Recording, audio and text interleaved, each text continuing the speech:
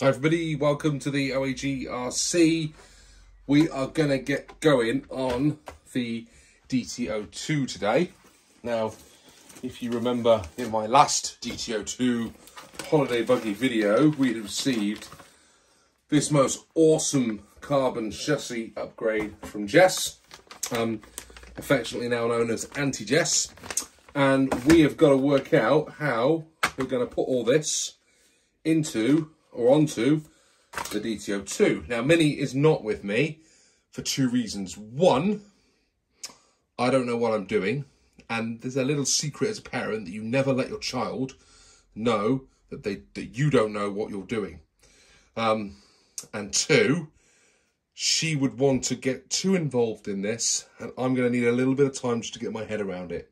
So we're going to take a look. She knows I'm doing this, and then we'll bring her in when I'm sort of towards the end, make her feel like she's had a bit of a part in it.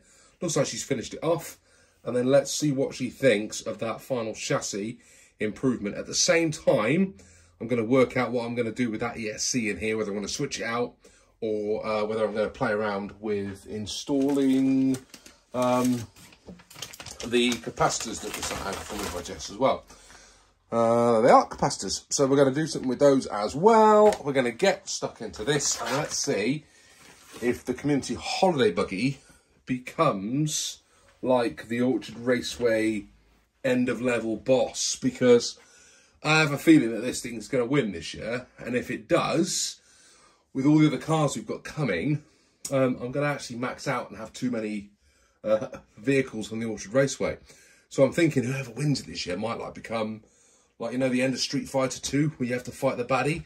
Maybe this becomes that type of character for us. But let's see how we get on with it. Let's see how it rips. I'm going to probably leave this on, do a bit of a time lapse maybe. I haven't decided yet, but let's see where we get going. Right, let's get to it.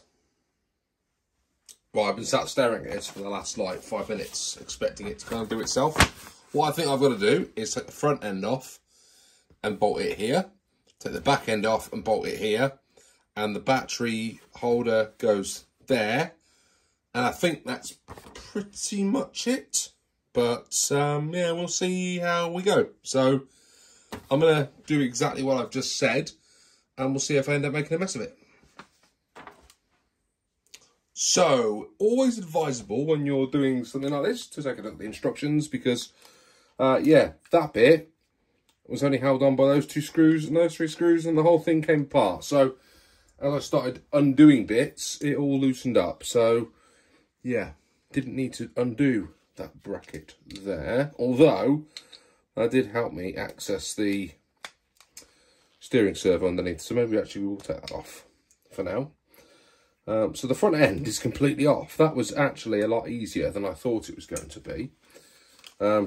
Just for anybody looking at doing this, I take that top plate off first before you loosen underneath the tray, because that all came away quite spectacularly and I thought I'd broken something. I hadn't, but just a word of reference.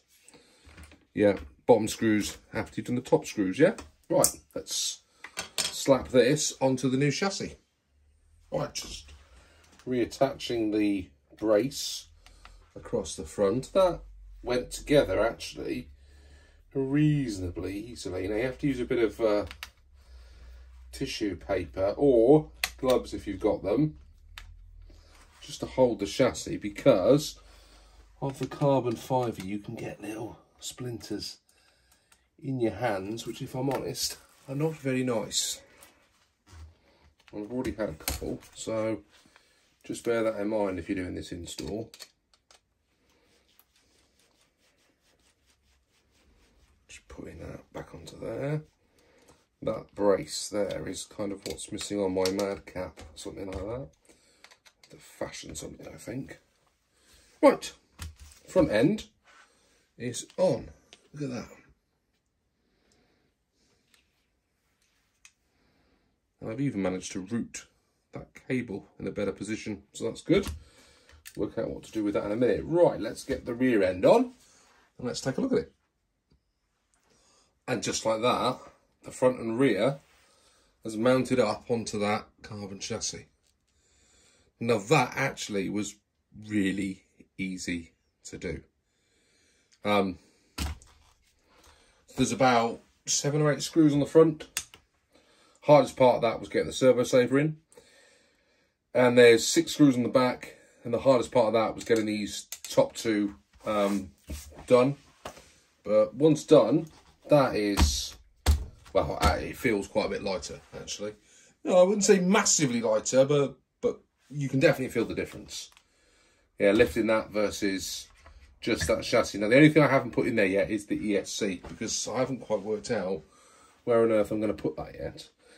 And I've got to put the transmitter back in, which I've dumped, so it's still attached to that there. So all that's got to go back in somewhere. That's my next task, is to work out how all this is going to translate onto this chassis. And also just pop a battery in there and make sure that one of Mini OAG's batteries is going to fit. Perfect. There you go. So we've got plenty of space in there for battery. I'm just going to work out where the electronics are going to go, which I still haven't got my head around yet. So let's have a little bit of a think about that. We'll take a look at the finished article when it's done. And just like that, we are done. That chassis is toast. Saved for another day, probably. And this one is now complete. I'm going to bring you down and show you what we've done. So we've mounted the ESC and the receiver up on the top plate of the battery. Don't ask me why. Just felt like a good place to put it. I couldn't get it alongside the tray down the bottom there. It wasn't thin enough, so I've popped it up top. We'll see how that goes. If it doesn't work out, we can always reposition it. So you can see the front end there and the rear of the gearbox there. And all of this works exactly how it did before. That all lifts up, battery goes in there. Got some additional little posts and hardware that went in there. I am really pleased with how this has worked out. And this is what it looks like on the underside. Look at that. Fantastic. So, we'll get Mini OAG's reaction next. But that looks mighty fine, doesn't it? I'm just going to stick the shell on top and show you what it looks like all together. So there he is, Derek, the ultimate holiday buggy. No chassis now underneath. Lovely carbon fibre. No stones or extra weight getting caught up in there. It's all looking fantastic. The thing is, why doesn't that sit flat at the front? That's just my poor handiwork, I think. So all that's left for me to do is to pop it all together and give it a rip and see if Derek still handles the way that he did originally. But I'm really pleased with how that's turned out. We'll get Mini OAG to have a little look at it. And Jess, thank you very, very much. I'm just going to stick it down. It actually looks better under the weight of the chassis. Look at that.